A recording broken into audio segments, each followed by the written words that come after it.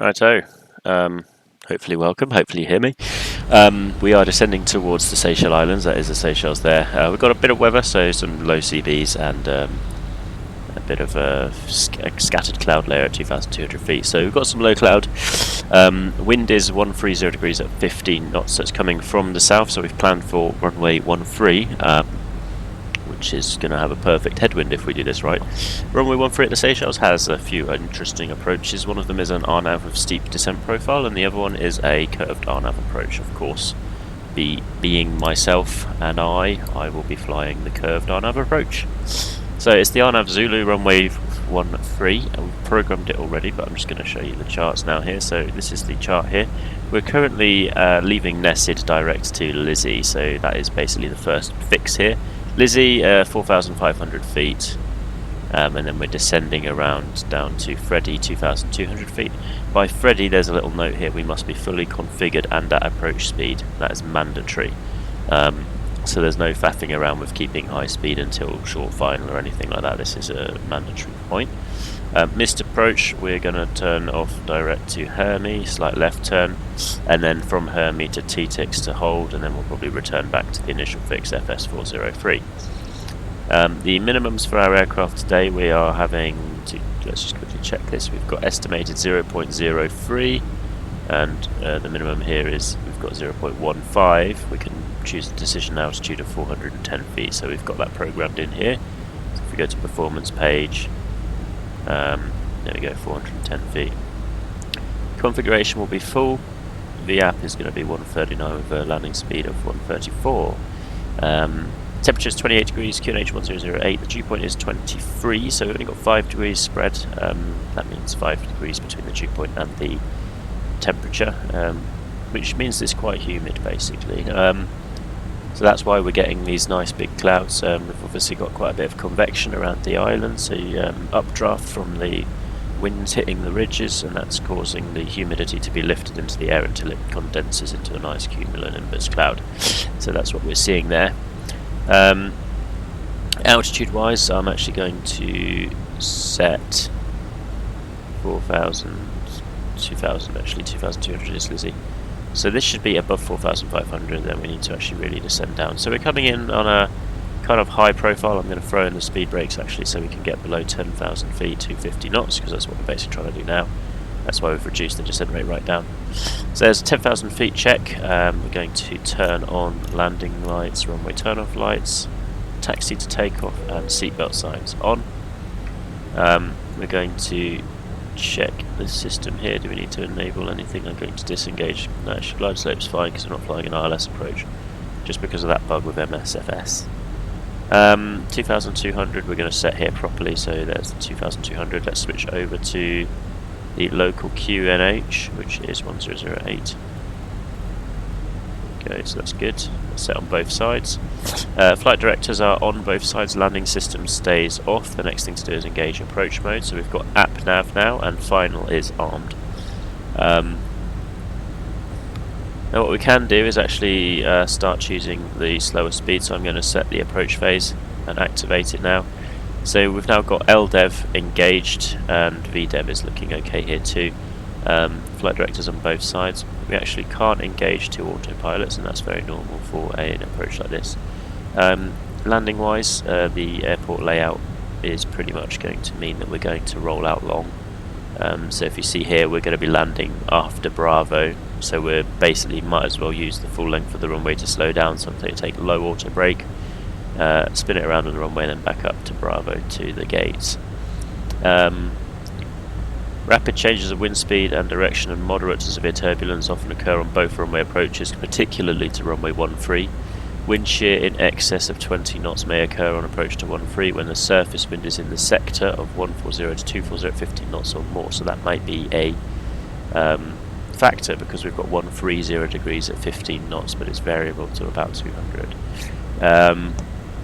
Strong up and down drafts often occur during these conditions at the latter stages of the approach and along the runway, and the reason for that is the runway is right next to a big mountain pretty much, and that mountain is basically going to cause anabatic wind effect. So as the wind hits the mountain from the one side, it's going to push up and cause an updraft, and the other side is going to cause a downdraft. So But the wind today is coming from the right hand side, so we're going to get those downdrafts and updrafts. So we're going to expect some moderate turbulence on final, potentially some wind shear.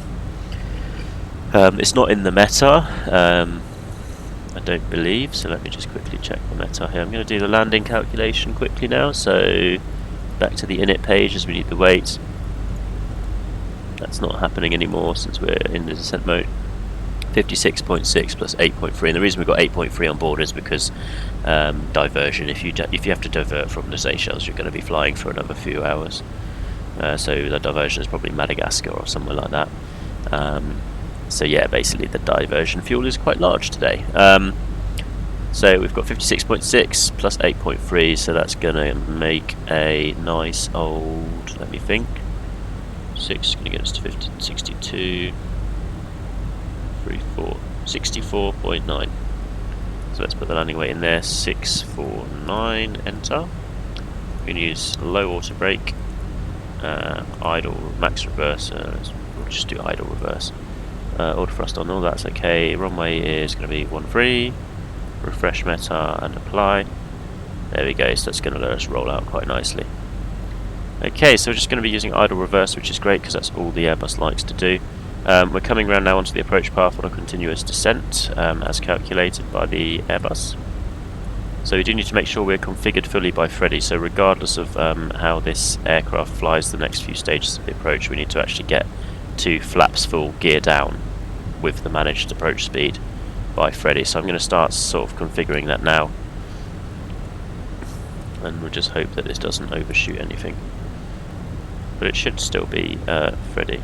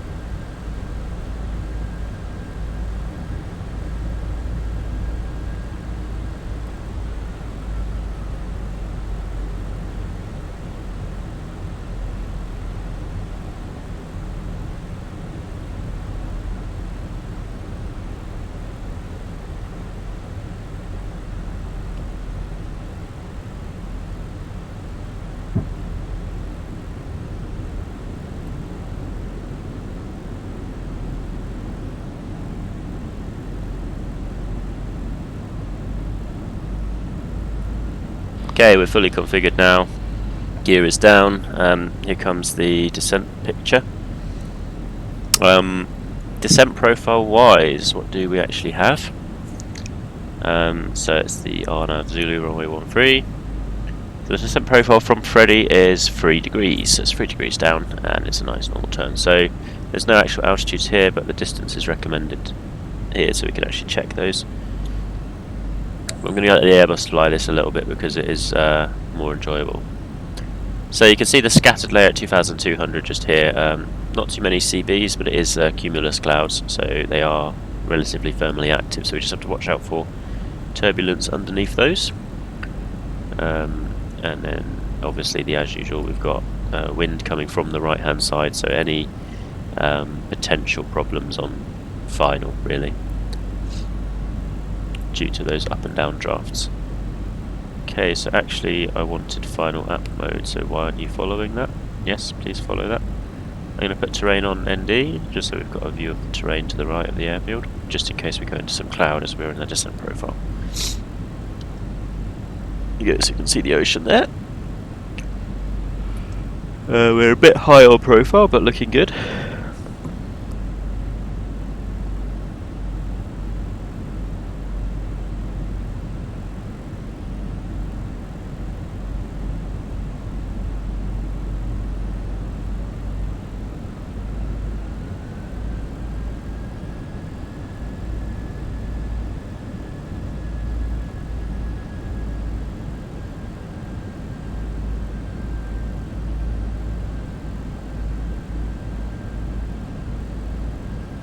Right, flying it nicely. We're fully configured. Freddy is 7.5 miles away. We're fully configured and ready to go.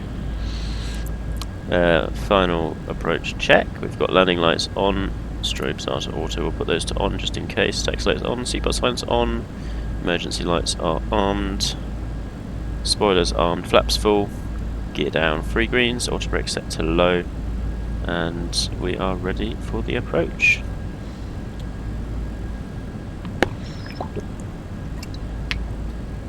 Okay. So, anyone online? No. We'll make a blind call now. Seychelles traffic transmitting blind Springbok 2 Mike Lima inbound Foxtrot Sierra 403 4,000 feet for the RNAV Zulu runway 13.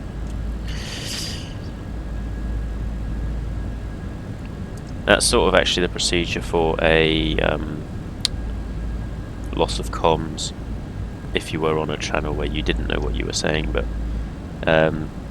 it would then imply to the controller would be a good time to get the light signals out. If you say transmitting blind on downwind runway 08 or something, then he goes, he's transmitting blind, he doesn't hear me, okay, I'll go and get my landing light signal, fire a green beam at him, and then you go, look, big solid green light, that means I'm allowed to land. Yes, indeed.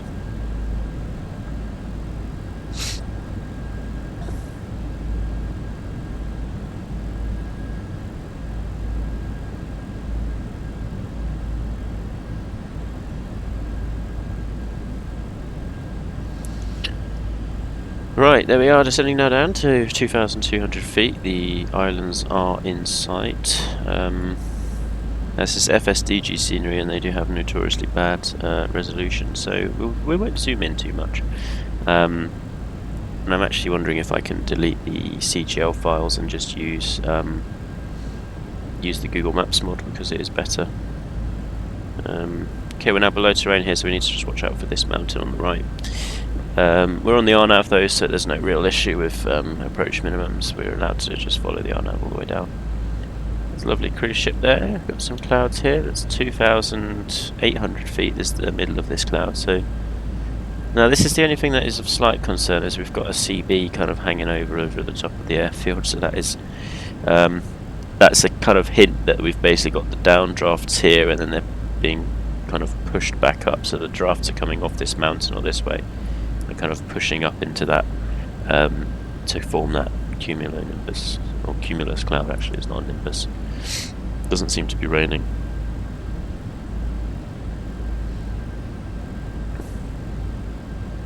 $2,500. Checked.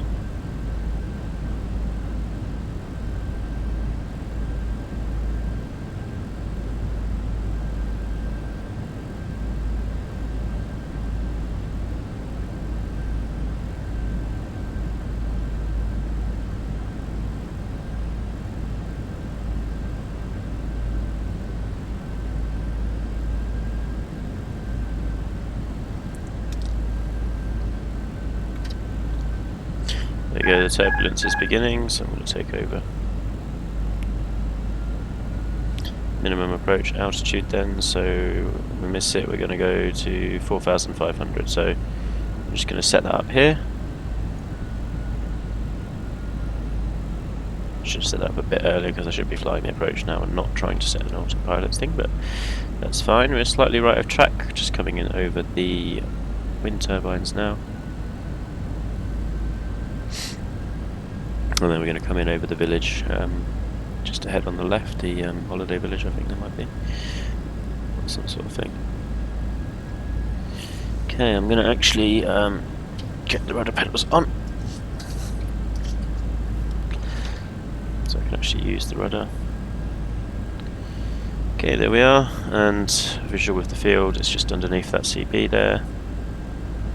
So yeah, expecting the downdrafts galore. Coming over the stadium now. I'm visual anyway, so I'm not going to follow the RNAV at this point. Wind is 151 at 18, so it's right in the range where we need to be wary of the up and down drafts on final.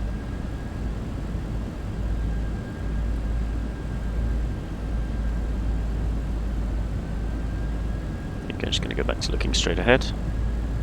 Looks wonderful. Approach speed checked. Everything's okay. 1,000.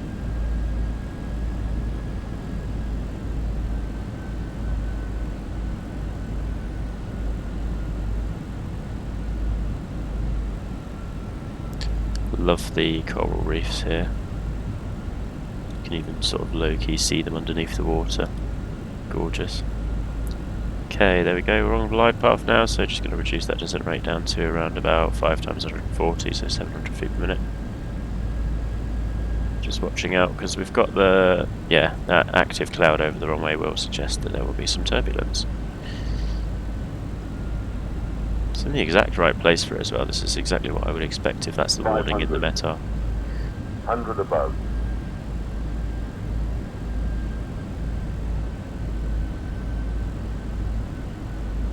Minimum.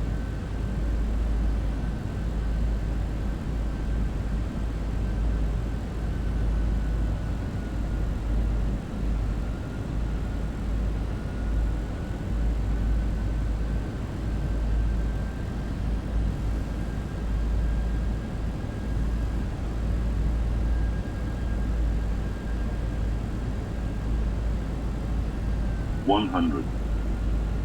There's a draft. 50, 40, 30, 20, retard. 5. Touchdown. Idle reverse.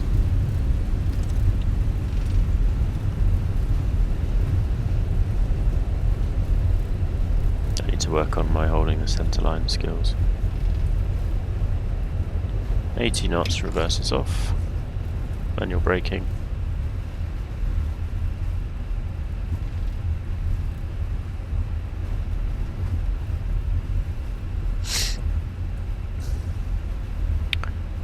Lovely landing, I think.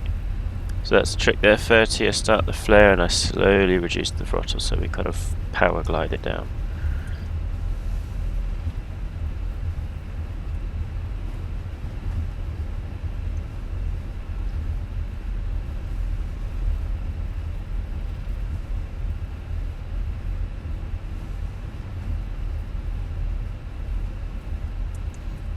Okay, I'm actually going to go off the end of the runway and then back on. So I'm going to ignore this kind of one-way system because there's no need to. Okay, flaps up. Speed brake up. Braking into the corner, we'll take it at 12 to 15 knots or so. There we go, that's fine. 17 is okay. Just going off the runway there.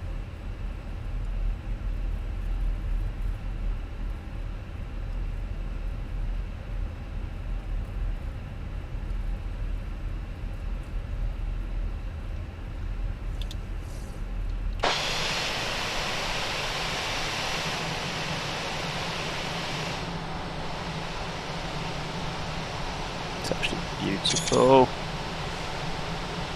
Back onto the runway, so a little bit of a bump. There we go. Okay, now we're going along the runway, we can take a bit of speed up, so I'm actually going to go up to about 50-60 knots.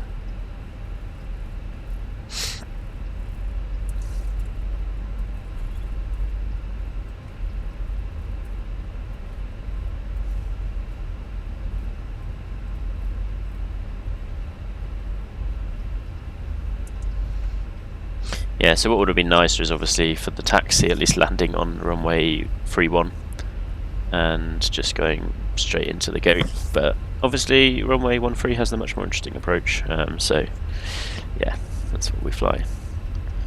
38 knots, getting a bit more power, let's do 50% N1. Since we're on the way back to the gate, I'm going to start the APU up. Lead on and start. Great. Use the rudder for directional control since we're at a slightly higher speed. Airspeed's building, that's good. Means that our pitostatic port isn't blocked. Okay, there we go. So the exit is just up ahead, so we'll start slowly braking back down.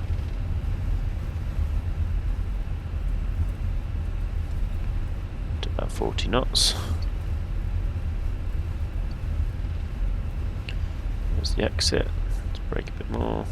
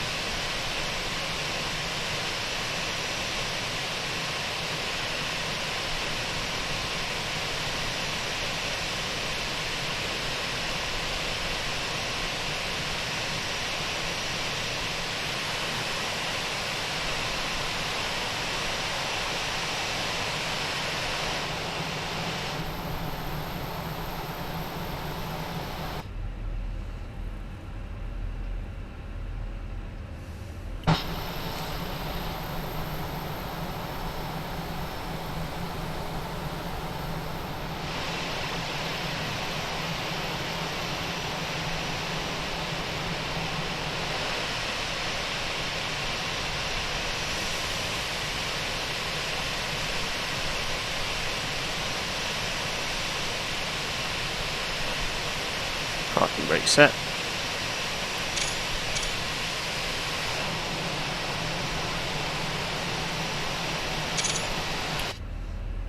And the APU is online, so we'll just turn off the brakes here. I mean the gas. Okay, strobes off, beacons off, runway turn on, landing lights off, taxi lights off, and nav lights to on, seatbelt signs off. We'll start deboarding. Obviously going to have to use some ground services for this, so we'll get forward and aft stairs, and let's take a PCA.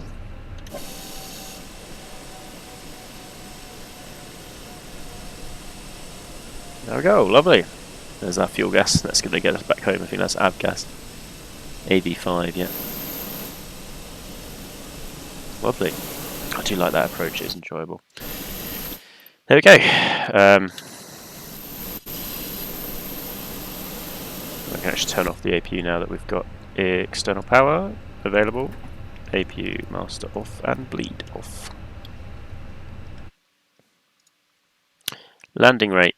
Yes, that is important. Review. 165 feet per minute with 1.03 Gs, right on the landing touchdown marker according to the map. So happy with that.